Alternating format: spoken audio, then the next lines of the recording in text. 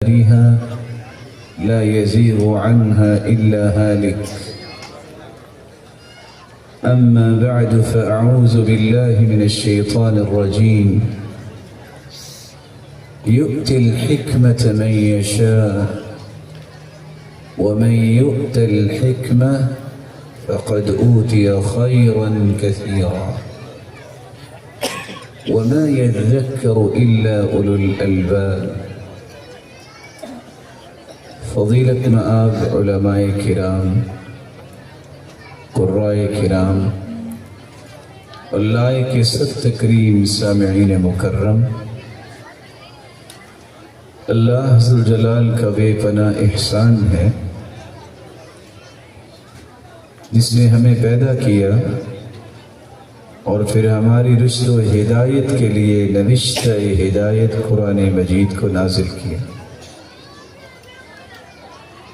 اور اس قرآن کی روشنی میں امت کی تربیت اور تزکیہ کرنے کے لیے کائنات کی سب سے ارفع اور اسمى اور اعلیٰ ہستی محمد الرسول اللہ صلی اللہ علیہ وسلم کو ہادی و مرشد بنا کے بھیجا۔ جن ہستیوں نے آپ صلی اللہ علیہ وسلم کی رفاقت کو پسند کیا، مولا کریم نے ان ہستیوں کو قیامت تک کی انسانیت کے لیے نمونہ بنا دیا، بلکہ ان کے ایمان کو مومنوں کے ایمان و اسلام کے لیے مقیاس اور میزان قرار دے دی۔ کون سے اصول و ضوابط تھے جن کی روشنی میں انہوں نے تربیت پائی اور وہ مثالی بنے؟ ان میں ایک اصول یہ تھا کہ اللہ ذوالجلال کی رحمت کے بعد ان ہستیوں کو رسول اللہ صلی اللہ علیہ وآلہ وسلم نے حکمت سے نوازا تھا۔ حکمت کس کو کہتے ہیں؟ حکمت کن معانی میں استعمال ہوتا ہے؟ یہ مبارک کلمہ جس کا قرآن مجید میں بار بار تذکرہ ہوا ہے، اور یہ حکمت کن کو نصیب ہوتی ہے اور کون سے ایسے لوگ ہیں جو حکمت سے محروم رہتے ہیں؟ میں بڑے ہی اختصار سے یہ چند باتیں آپ کی خدمت میں پیش کرنے کی سعادت حاصل کروں۔ بس میری ادب سے گزارش یہ ہے کہ قرآن و حدیث کی مجالس کا تقدس ہوا کرتا ہے، تو جو میرے محترم اور معزز بھائی چل پھر رہے ہیں وہ سکون سے کسی جگہ بیٹھ جائیں، اور یہ یاد رکھنی چاہیے بات کہ صحابہ کرام کے سامنے جب قرآن و حکمت کی بات کی جاتی کأن علی رؤوسہم الطیر، وہ اس طرح انہماک سے بیٹھتے جیسے ان کے سروں پہ پرندے بیٹھے۔ تو آئیے، حکمت کہتے ہیں دانش کو، دانائی کو، عقل مندی کو۔ اللہ تعالیٰ یہ نعمت ہر ایک کو عطا فرمائے۔ امام ابن الجوزی رحمۃ اللہ علیہ کہا کرتے تھے، فعل ما ينبغي على الوجه الذي ينبغي في الوقت الذي ينبغي۔ وہ کام جس طرح کرنے کا حکم دیا گیا ہے اس طرح کیا جائے، اسی کیفیت میں اس کو ادا کیا جائے، اور جس وقت کرنے کا حکم دیا گیا ہے اس وقت میں ہی کیا جائے، اس کو حکمت کہتے ہیں۔ کل کلام وافق الحق فهو حکمت۔ ہر وہ بات جو حق کے موافق ہو اسے کہتے ہیں یہ حکمت و دانائی کی بات۔ بلکہ ابو بکر ابن درید کہا کرتے تھے کل کلمۃ وعظتک وزجرتک ودعتك إلى مكرمة أو نهتك عن قبيح، ہر وہ کلمہ جو آپ کو خیر کی دعوت دے، برائی سے ڈانٹ دے، تعریف والی چیزوں کی طرف بلائے اور قبیح امور سے روک دے، اس کو حکمت و دانائی کا کلمہ بولا جاتا ہے۔ قرآن مجید کے اندر حکمت کے 5 معنی بیان کیے گئے ہیں، لیکن آج سوء اتفاق یہ ہے کہ کسی نے برائی بھی کرنی ہو تو کہتے ہیں چھوڑے جی حکمت تھی اس لیے ایسا کیا۔ پہلی سب میں نماز پڑھیں گے، بیٹے بیٹی کی شادی پہ نوجوان فائرنگ کرتے ہیں اور منچلے نوجوان رقص کرتے ہیں، اور یہ کہتا ہے حکمت سے کام کرنا چاہیے۔ حکمت برائی کا نام نہیں ہے، حکمت گناہ کو سینے سے لگانے کا نام نہیں ہے۔ اس کے استعمالات وہی ہونے چاہیے جس کا قرآن میں تذکرہ ہے۔ حکمت کا معنی ہے اصابت الرأی، صحیح ترین رائے کا اختیار کرنا، جیسا کہ عبداللہ ابن عباس رضی اللہ تعالی عنہ فرمایا کرتے تھے یؤتی الحکمت من یشاء ومن یؤت الحکمہ فقد اوتی خیرا کثیرا۔ صحیح ترین رائے کو اختیار کرنا یہ اللہ کی عطا ہے، یہ ہر ایک کے نصیب نہیں ہوتی، لیکن جس کو اللہ ذوالجلال عطا کر دے گویا کہ اللہ ذوالجلال نے خیر کثیر کو اس کے دامن میں جمع کر دیا۔ حکمت سے مراد الفہم العمیق، گہری فہم، اس کو حکمت بولتے ہیں۔ وَلَقَدْ آتَيْنَا لُقْمَانَ الْحِكْمَةَ أَنِ اشْكُرْ لِلَّهِ، ہم نے لقمان کو گہری فہم عطا کی تھی۔ جب بیٹے نے پوچھا کہ ابا جان دنیا سے جا رہے ہیں، مجھے بھی کچھ بتا دیں، کہا بیٹا لکھو، گناہ کرنے کو جی چاہے تو کر لینا، لیکن بیٹا وہاں جا کے کرنا جہاں اللہ نہ دیکھ رہا۔ بیٹا گناہ کرنے کو جی چاہے تو کر لینا،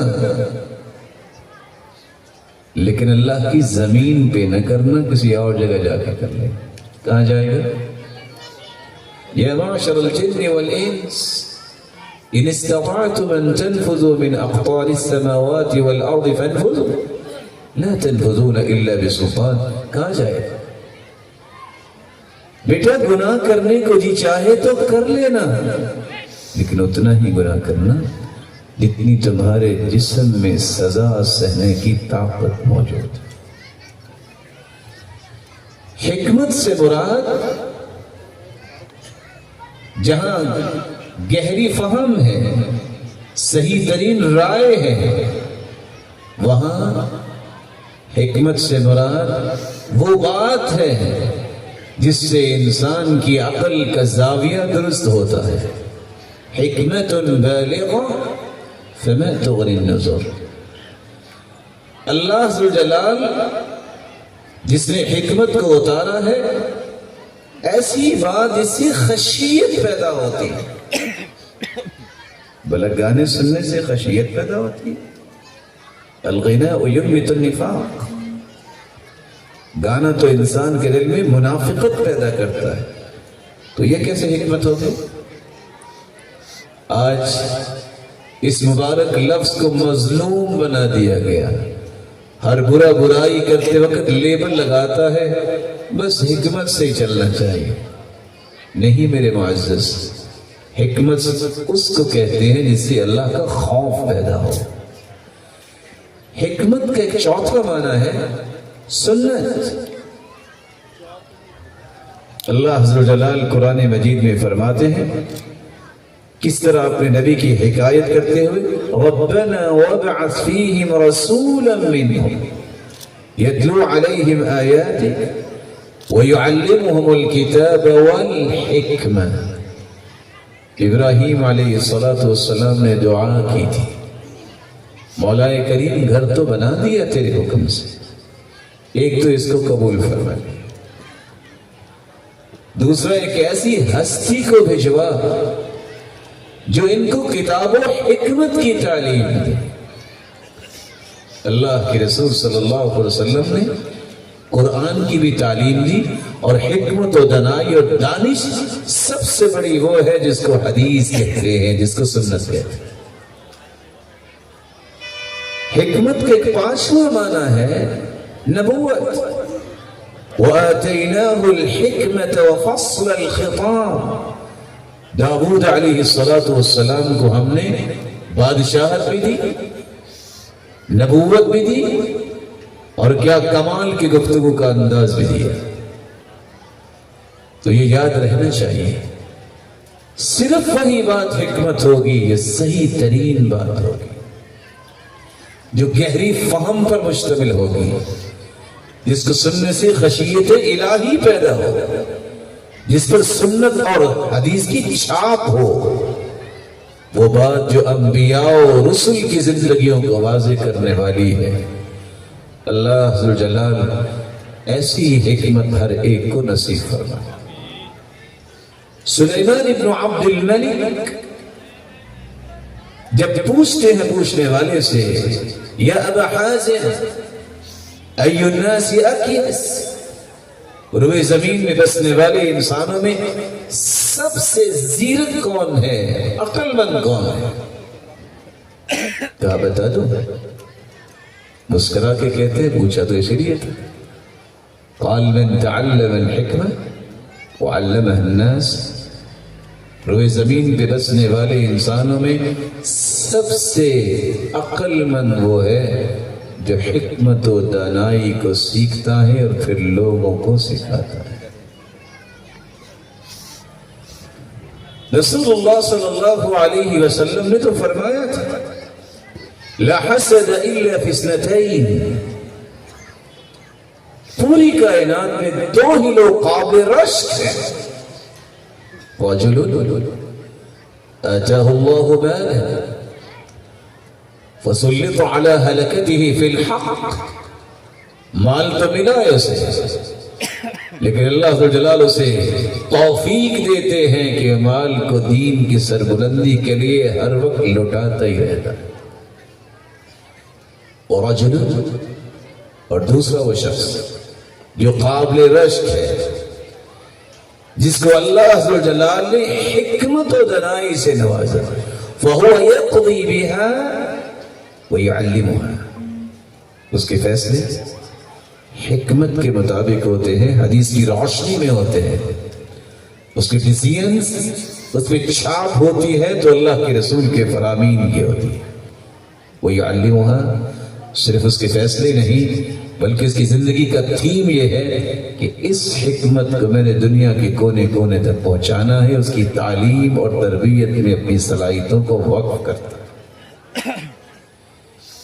عبداللہ ابن مسعود رضی اللہ تعالی عنہ اس لیے تو اہل قرآن کی صلاحیت کو متعارف کرواتے ہوئے فرماتے ہیں ينبغي لحامل القرآن أن يكون باكيا حزينا حكيما حليما سكيتا وفي رواية سكينا. اہل قرآن وہ ہوتے ہیں جو لوگوں کی طرح ہر وقت کہکہا نہیں لگاتے بلکہ ان کو اپنے گناہوں اور اپنی کمی اور کوتاہی پہ احساس ہوتا ہے. وہ رب کے سامنے بیٹھ کے گڑ گڑاتے ہیں اور رویا کرتے ہیں. وہ غمگین رہتے ہیں کہ کل قیامت کو کیا بنے گا. حکمت و دانائی سے لبریز ہوتے ہیں. بڑی سے بڑی بات بھی ہو ٹالرنس ان کے اندر کمال درجے کا ہوتا ہے. یہ کہتے ہوئے ہی مسکراہٹیں بکھیرتے ہیں ثمۃ لا یعنونی، یہ کسی اور کو اس نے کہا ہوگا، گالی دی ہے نا تو پھر کیا ہوا، کون سا کان ٹوٹ کے گر گیا ہے۔ برداشت، حلم بردباری۔ اور پھر اہل قرآن وہ ہوتے ہیں جن کے دل میں سکون ہے اور ان کی گفتگو بھی لوگوں کے دلوں میں سکون ہی پیدا کرتی۔ افراتفری، اچھل پچھل کے کام کرنا یہ اہل قرآن کا کام نہیں۔ پرسکون اگر ہستی دنیا میں ہو سکتی ہے وہ صرف اہل قرآن۔ یہی وجہ ہے کہ آج زمانہ 100 سال کی 14 کروٹیں لے چکا ہے۔ آپ دنیا کی کسی کتاب میں یہ نہیں پڑھ سکے ہوں گے کہ کسی اہل قرآن نے سوسائڈ کیا ہو، خودکشی کی۔ کینیڈین، جیپنیز، امریکن، برٹش، ہر چیز ہونے کے باوجود سوسائڈ کرتے نظر آئے گا، لیکن اہل قرآن آپ کو نظر نہیں آئے۔ بلکہ اگر میں ادب سے کہہ دوں، بڑے بڑے انجینئرز، ڈاکٹرز آپ کو بڑے بڑی روڈز پر لیٹتے نظر آئیں گے کہ ہماری تنخواہیں بڑھا دیں، لیکن آپ کو کوئی اہل قرآن نظر نہیں آئے گا۔ یہ ہے وہ طمانینت جس کے بارے میں سفیان کہا کرتے تھے واللہ لو علم الملوک ما فینا لجادلونا بالسیوف۔ اللہ کی قسم اگر بادشاہوں کو پتہ چل جائے کہ ہمارے کلیجوں میں اللہ نے سکون کتنا رکھا ہے تو تلواریں لے کے ہمارے پیچھے دوڑے، لیکن یاد رہنا چاہیے سکون ان کو پھر بھی نہیں ملے گا جب تک وہ قرآن سے نہیں جڑے۔ رسول اللہ صلی اللہ علیہ وآلہ وسلم نے اسی لیے تو سیدنا عبداللہ ابن عباس کو جو 4 دعائیں دی تھی ان میں ایک دعا حکمت کی تھی، اللہم علمہ القرآن، اے اللہ اس کو قرآن سکھا دے، اللہم علمہ التأویل، اے اللہ اس کو قرآن کا مفسر بنا۔ یہ 14 سالہ مفتی گفتگو کیا کرتے، 65 سالہ صحابہ ان کے سامنے بیٹھ کے پڑھا کرتے۔ 2 مرتبہ آپ نے دعا دی، اللہم علمہ الحکمہ، اے اللہ عبداللہ ابن عباس رضی اللہ تعالی عنہ کو حکمت و دانائی کی نعمت سے نواز دے۔ اور 4تھی دعا، اللہم فقہہ فی الدین، اے اللہ ان کو دین کی گہری بصیرت عطا فرما۔ اسی لیے کسی نے سوال کیا تھا عبداللہ ابن عباس رضی اللہ تعالی عنہ سے، بما ادرکت العلم، بہت چھوٹی عمر، صغر سنی میں اتنا بڑا علم کیسے ملا؟ مسکرا کے کہتے ہیں برحمت اللہ، اللہ کی رحمت، وبدعاء النبی صلی اللہ علیہ وسلم، اللہ کے رسول کی دعا سے۔ اور تیسری بات، بلسان سؤول وبقلب عقول، جس چیز کی مجھے سمجھ نہیں آتی تھی میں پوچھنے میں کبھی شرم نہیں کرتا تھا، اور جو بات میں سن لیتا اس کو اپنے میموری کارڈ میں محفوظ کر لیتا، میں کبھی بھلاتا نہیں۔ اور جب میں پڑھانے بیٹھتا ہوں یہ دعا کرتا ہوں، مولا کریم پڑھنے والے کو مجھ سے بھی بڑا عالم بنا۔ کتنا پکیزہ سینہ تھا عبداللہ ابن عباس۔ بارش ہوتی میں خوش ہوتا، لوگ پوچھتے آپ کی بھی کوئی زمین ہے؟ میں کہتا نہیں، مسلمانوں کی خوشی میری خوشی۔ کوئی عدل و انصاف کی بات کرتا، میں کہتا کشر اللہ من امثالی، اللہ ایسے اور پیدا کرے۔ لوگ کہتے آپ کا بھی کوئی کیس ہے کیا؟ میں کہتا نہیں، زمین پر عدل و انصاف کو عام ہونا مجھے بہت خوش کرتا ہے۔ رسول اللہ صلی اللہ علیہ وآلہ وسلم نے جس نعمت کی دعا کی اللہ نے اس کو پھر کیسی عبداللہ ابن عباس کو حکمت سے نوازا، آج دنیا ان کی حکمت کے معترف ہے۔ آخری 2 باتیں جس میں اپنی بات کو مکمل کروں۔ یہ حکمت کس کو نصیب ہوتی ہے؟ کیسے نصیب ہوتی ہے؟ اخلاص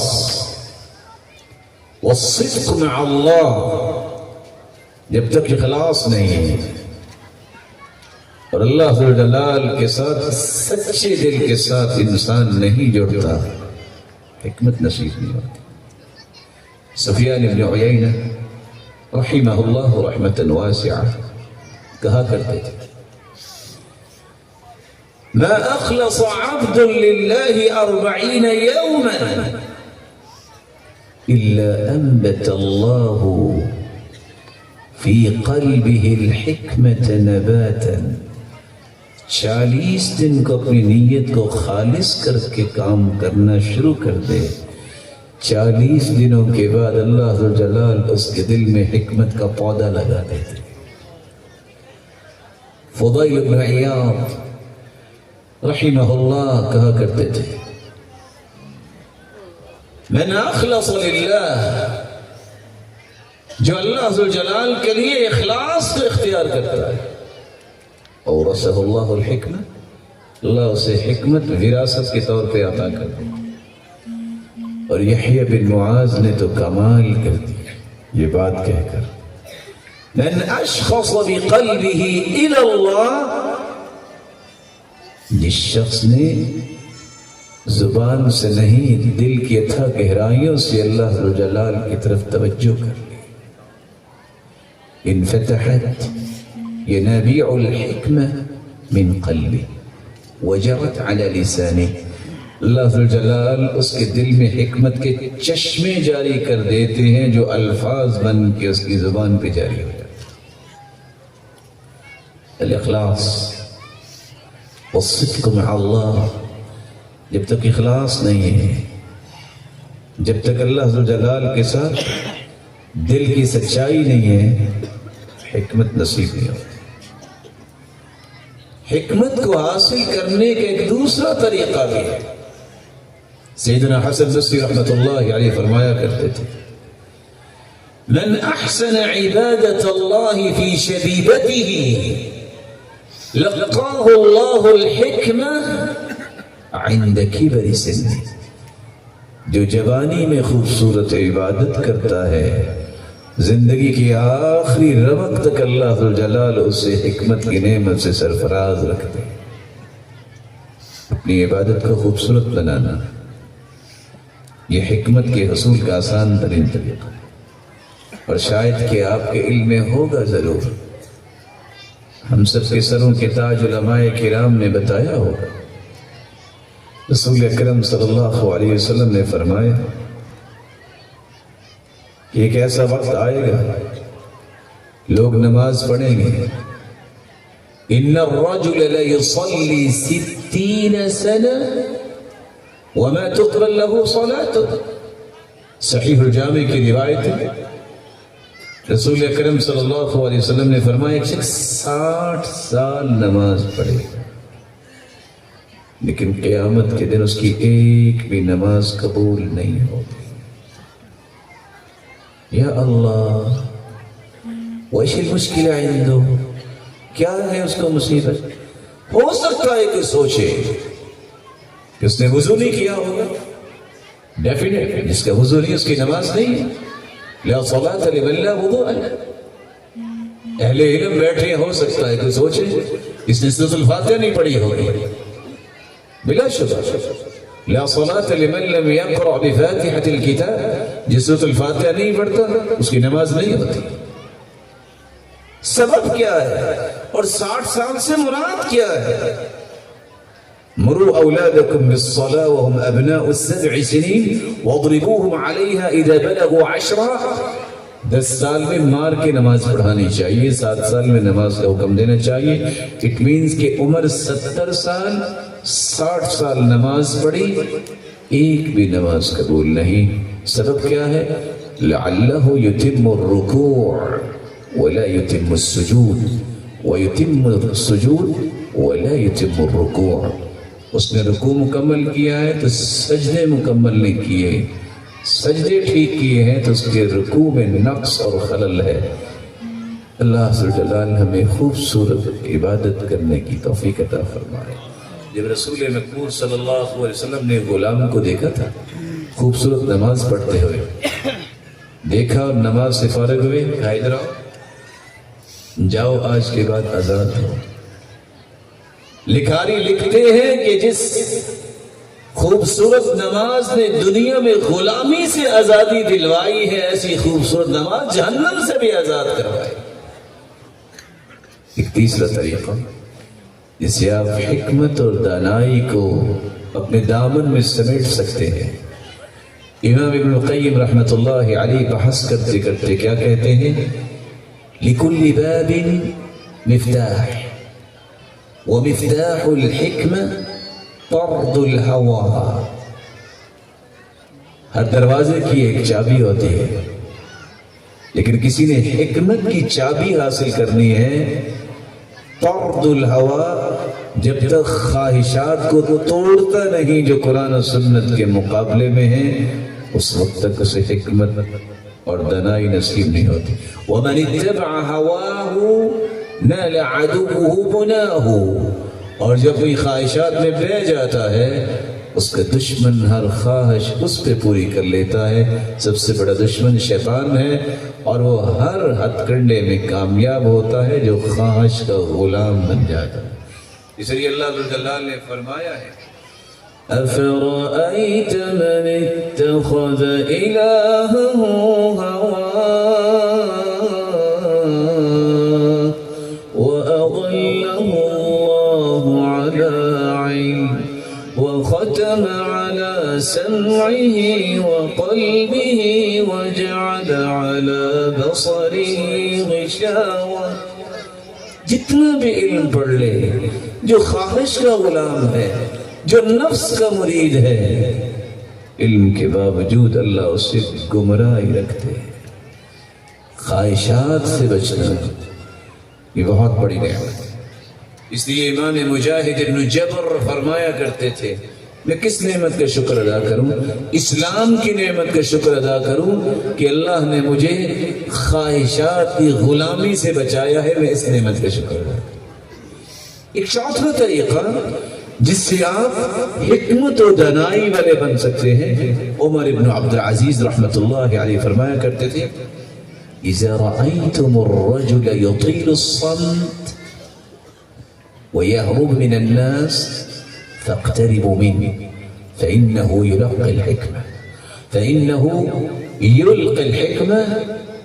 جس شخص کو دیکھو کہ وہ اکثر خاموش رہتا ہے، وہ لوگوں سے دوڑتا ہے کہ میرا وقت نہ ضائع ہو، ذکر اور قرآن کی تلاوت نہ کم ہو جائے، اس کے قریب ہو جایا کرو، یہ جب بھی بولے گا حکمت ہی بولے گا۔ ایک پانچواں طریقہ بھی ہے جس سے آپ حکمت والے بن سکتے ہیں۔ رسول اکرم صلی اللہ علیہ وسلم نے فرمایا ما من آدمی الا وحکمته او حکمته بید ملک۔ ہر شخص کی حکمت و دانائی اللہ نے ایک فرشتے کے ہاتھ میں رکھی۔ فَإِذَا تَوَاضَعَ، جب وہ تواضع اختیار کرتا ہے، قِيلَ لِلْمَلَكِ ارفع حکمتہ، فرشتے کو حکم دیا جاتا ہے کہ اس کی حکمت کو بلند کر دو، پھر وہ بات کرتا ہے، وہ دل میں اترتی ہے۔ وَإِذَا تَكَبَّرَ، اور اگر اس میں تکبر آ جائے، وَالْعِيَاذُ بِاللَّهِ قِيلَ لِلْمَلَكِ ضع حکمتہ، فرشتے سے کہا جاتا ہے کہ اس کی حکمت کو ختم کر دو اور پھینک دو، پھر وہ باتیں کرتا ہے، لوگ مذاق کرتے ہیں۔ اس کا ایک چھٹا طریقہ بھی ہے جس سے آپ حکمت و دانائی حاصل کر سکتے ہیں۔ احمد ابن حرب کہا کرتے تھے عبدت اللہ 50 سنة فما وجدت لذة العبادة حتى تركت 3 أشياء۔ میں نے 50 سال عبادت کی، لیکن میری عبادت میں لذت مجھے نہیں آئی جب تک میں نے 3 چیزوں کو چھوڑ نہیں دیا۔ تركت رضا الناس حتى قدرت ان اقول الحق، میں نے لوگوں کو راضی کرنا چھوڑ دیا، میرے رب نے میری زبان پہ حق اور حکمت کو جاری کر دیا۔ تركت صحبة الفاسقين فوجدت صحبة الصالحين، میں نے فاسق اور فاجروں کی دوستی سے منہ موڑ لیا، اللہ نے مجھے نیک اور صالح دوست عطا کر دیا۔ تركت لذة الدنيا فوجدت لذت الآخرہ، میں نے دنیا کی لذتوں کو ٹھکرا دیا۔ اللہ ذو الجلال نے دنیا تو دی اخروی لذتوں سے آشنائی عطا کی۔ اللہ ذو الجلال ہم سب کو بھی حکمتوں سے نواز دے، لیکن یاد رکھنا یہ وہ طریقی ہے جس سے حکمت نہیں جا سکتی ہے، لیکن خوش نصیب ہیں وہ لوگ جن کو اللہ نے ویسے ہی حکمت عطا کی ہوتی ہے۔ سیدنا عمر رضی اللہ تعالیٰ عنہ نے سیدنا ابو موسیٰ عشری کو لکھ کے بھیجا تھا، ان الحکمہ لیست عن کبر سن ولکنہ عطاء یعطیہ اللہ من یشاء۔ ضروری نہیں ہے کہ انسان کی عمر 40 سے 50-60 سال ہو تو تب وہ حکمت والا بنے گا، چھوٹی عمر میں مل سکتی ہے، کیونکہ اللہ کی عطا ہے، اللہ جس کو عطا کرتے۔ تونگری بدلس نہ مثالت نہ بمالس، بزرگی بعقلس نہ مثالت۔ سچ کہا نا، مال سے انسان امیر نہیں بنتا، دل سے بنتا ہے۔ ولیکن الغنا غنى النفس، مال زیادہ ہو تو اس سے امیر نہیں ہوتا، دل امیر ہونا چاہیے۔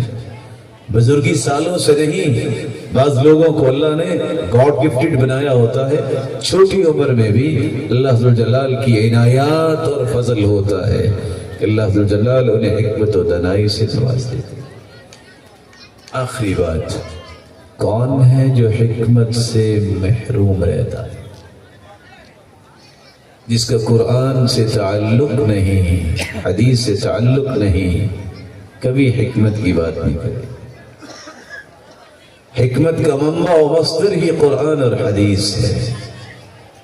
جس کو نصیب ہی نہیں قرآن و حدیث پڑھنا، وہ حکمت کی بات کیسے کرے گا؟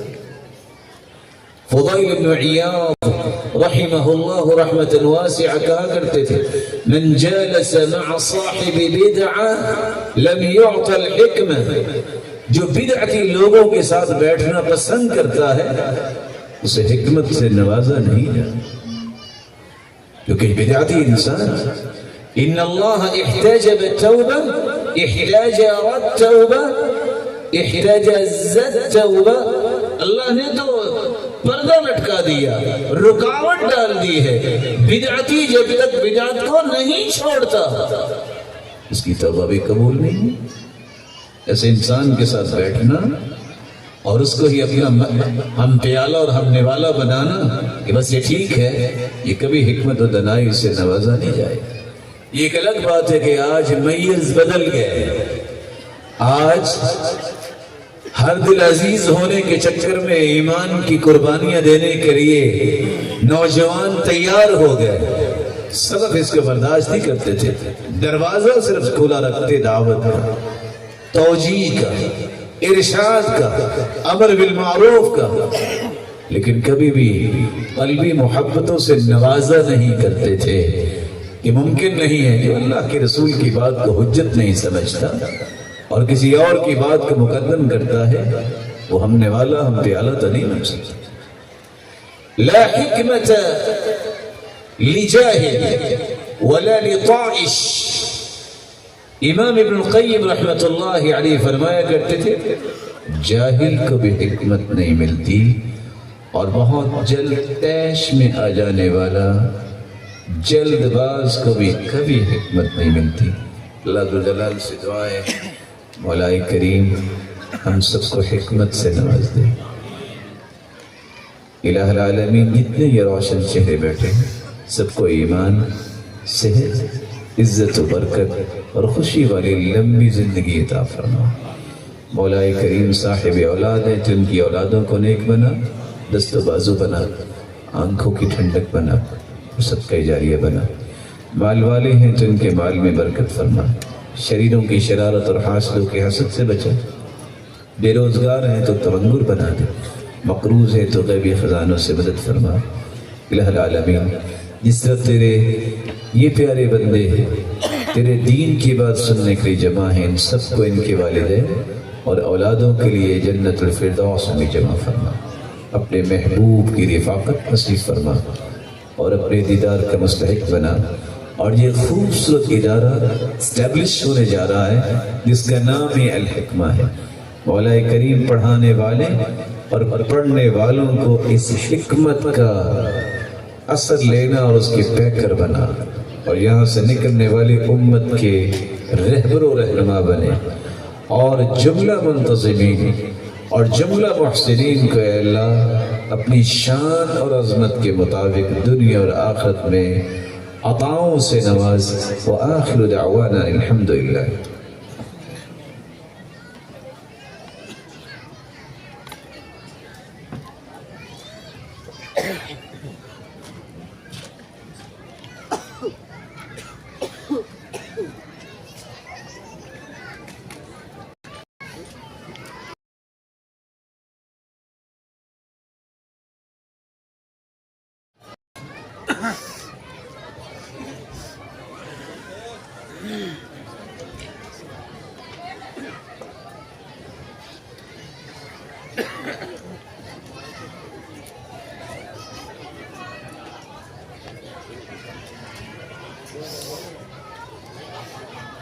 حضرت الاستاذ قاری المقری صہیب احمد صاحب میر محمدی حفظہ اللہ تعالی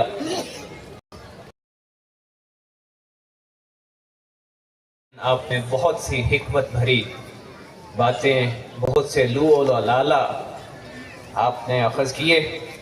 اللہ رب العزت ہمیں حکمتوں سے نواز دے، اخلاص کی توفیق عطا فرما دے، اور عمل صالح کی توفیقات سے بہرہ مند فرما دے۔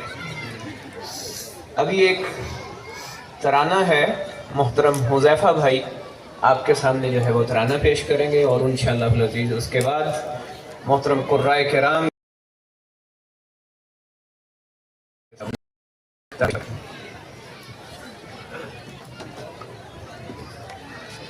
السلام علیکم ورحمۃ اللہ وبرکاتہ۔